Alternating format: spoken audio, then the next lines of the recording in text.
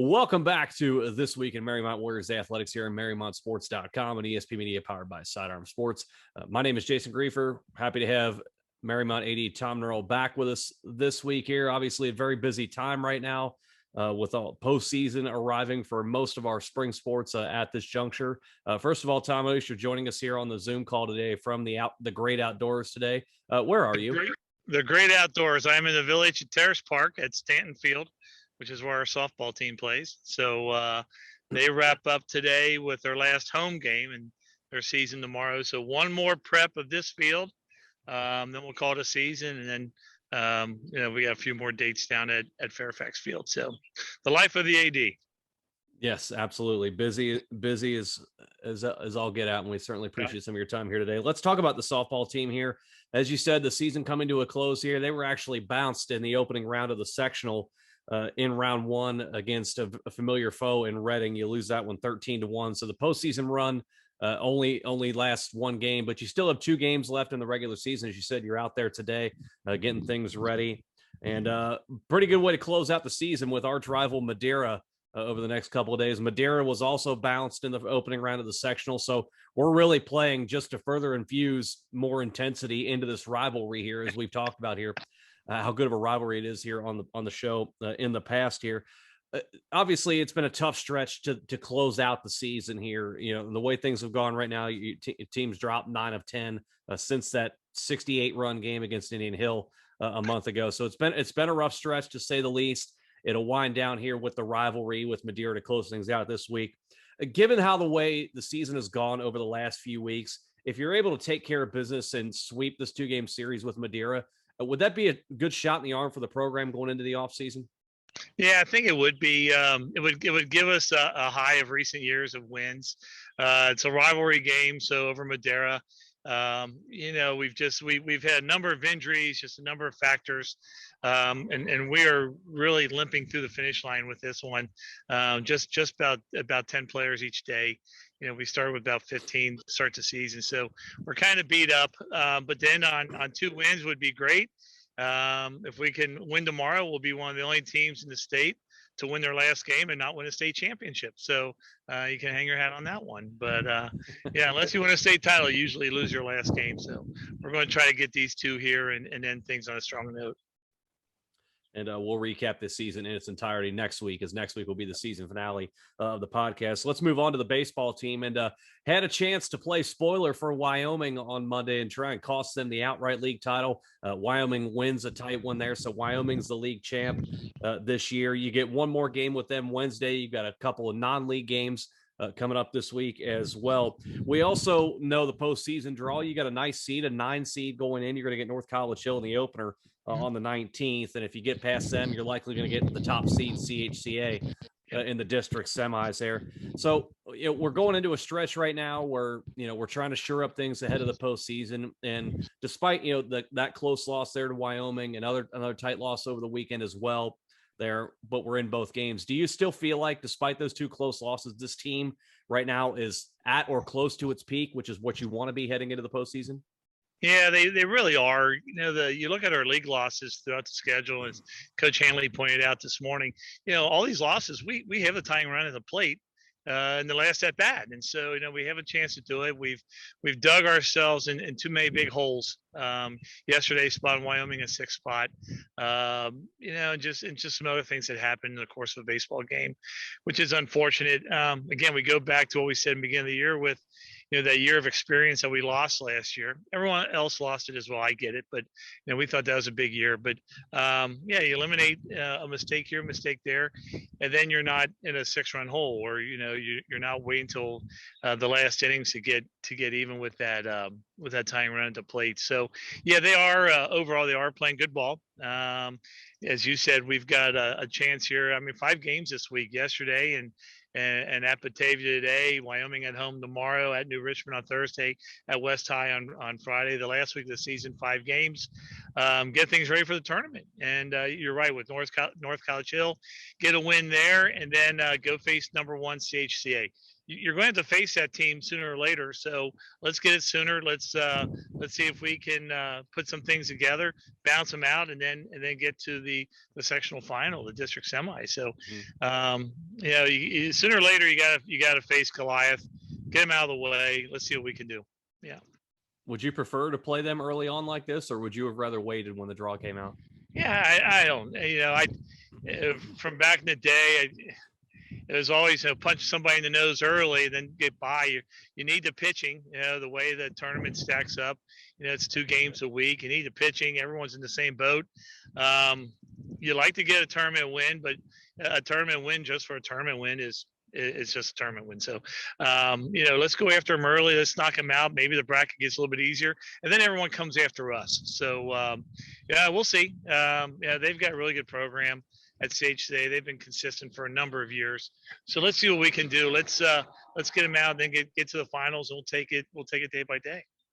And they'll look forward to take care of business. So this week to close out the regular season before potentially seeing CHCA in round 2 of the tournament next weekend. Let's talk about your tennis team, because they've got the sectional coming up this week. And we saw the draw, the way that came out. You've got seeds on both the singles and the double side. So real good opportunities for deep runs on both sides, hopefully there. After looking at the draws, the way the coaches have, and trying to evaluate things, and also combine with, the training that's going on this week and practice and what have you, are we looking at the singles or the doubles draw as the better chance to have a deep run? Yeah, I think we get one singles. I think we get one doubles. I mean, we're very strong. We got a nice senior field there. We've got Will Stevens with the singles. I think we got a shot at both of those. So we'll see what we can do. Always with the teams with our sectional, it's so hard to get out of the sectional and get the districts. And so anytime we can get district placers, we're in really good shape with tennis. So I think we can place them both, and with a little luck tomorrow, we'll get them there at the districts.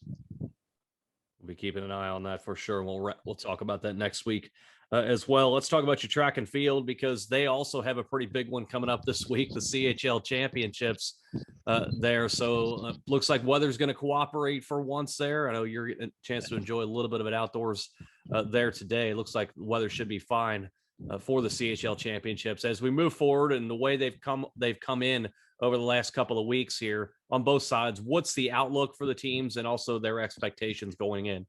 I think we're going to place high in the CHL. I don't know if we've got enough to win it, just because we got Griffin Wilner in the high jump. But then anything else, we really don't have a whole lot in the field events. So you need all those to win the overall event. Mm-hmm. But our distance runners on both sides are doing very well. Our relays had a really good showing at the McKee outing last week at our place, which was like one of the only nice days of weather last week.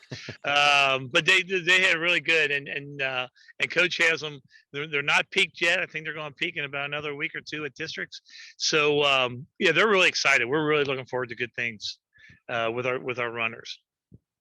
And a lot of really good athletes at that meet as well. So a lot of them, not only at your school, but a lot of others that could potentially go on down the road for sure. But we'll be really good meet. Yeah, CHL's got a lot of really good runners. So it's going to be a really good meet. It's going to be a great day Friday out at Taylor, and appreciate them hosting. But yeah, we're looking forward to a good day for the Warriors.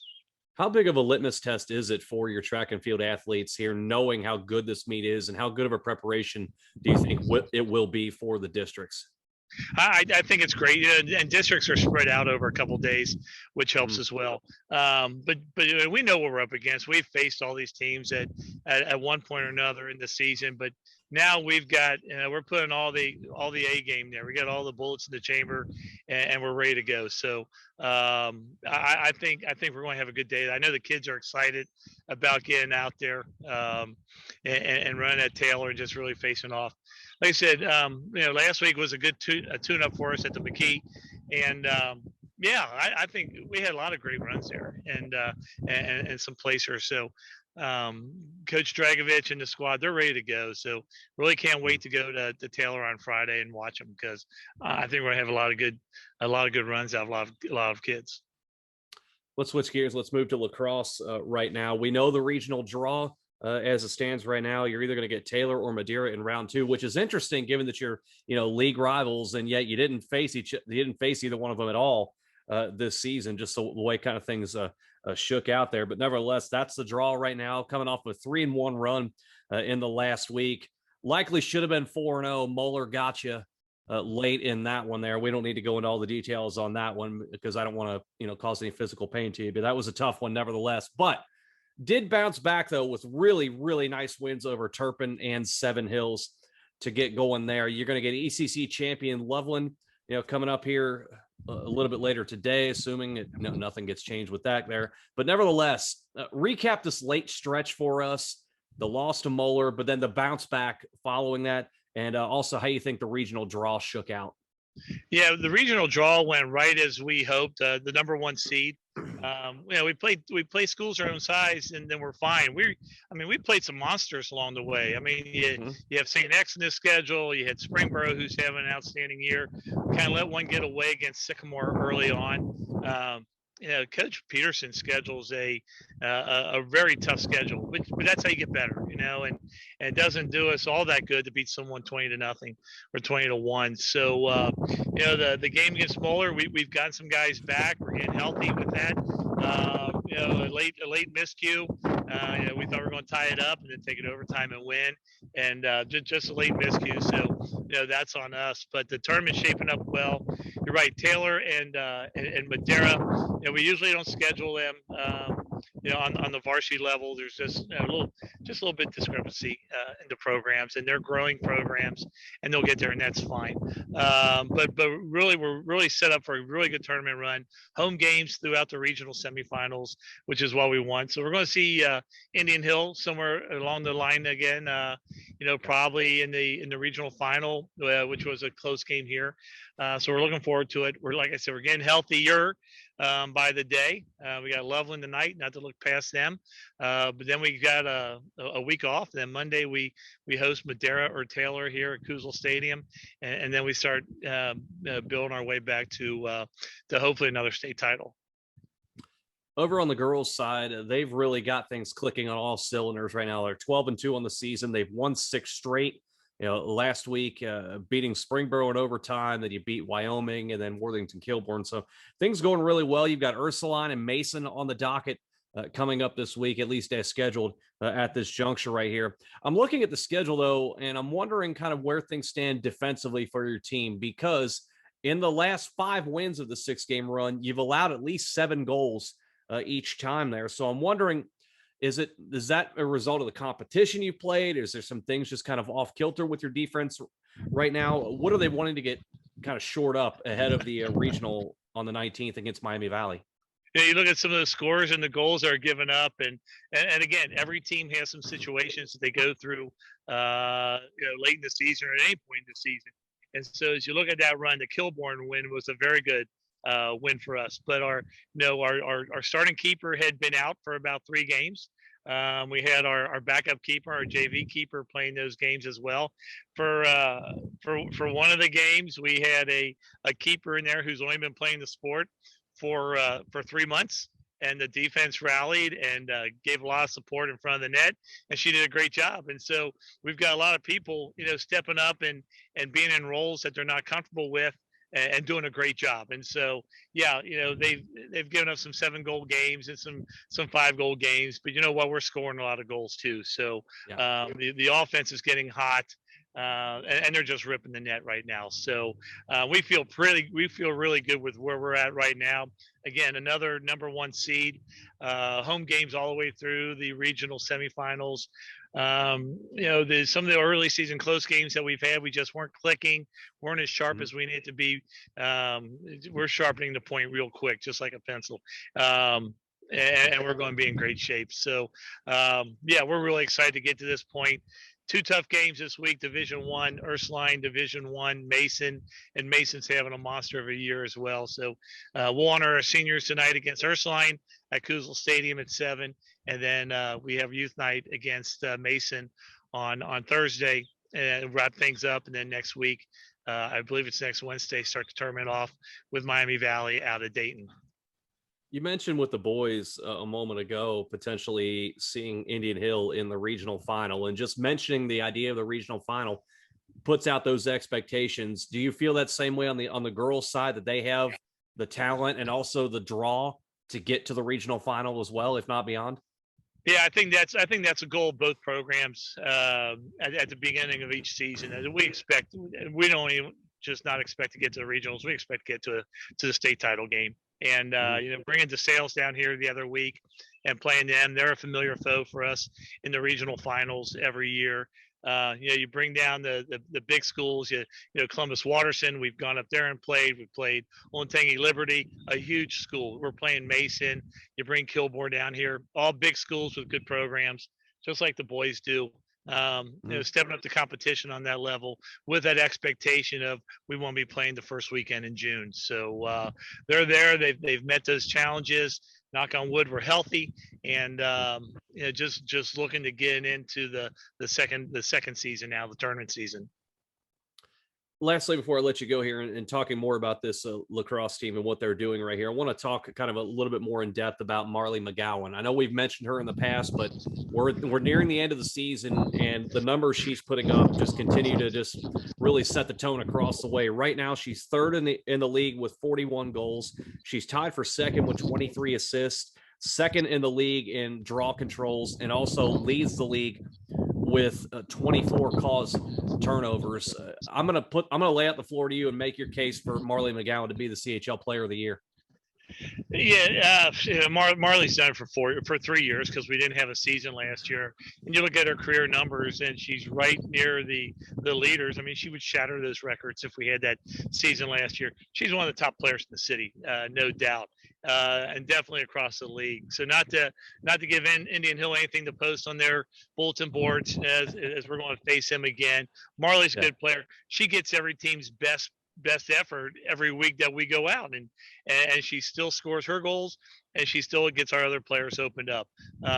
She's one of the best players in the city, and rightfully deserves that recognition. So like I said, she's been doing it since her freshman year, and the kids in the tournament games chanting, she's a freshman. Just a great run for her. I wouldn't be surprised if she doesn't have a shot at the Division II Player of the Year here in the city. So hopefully they compare things on even playing field because of the competition we play week in, week out.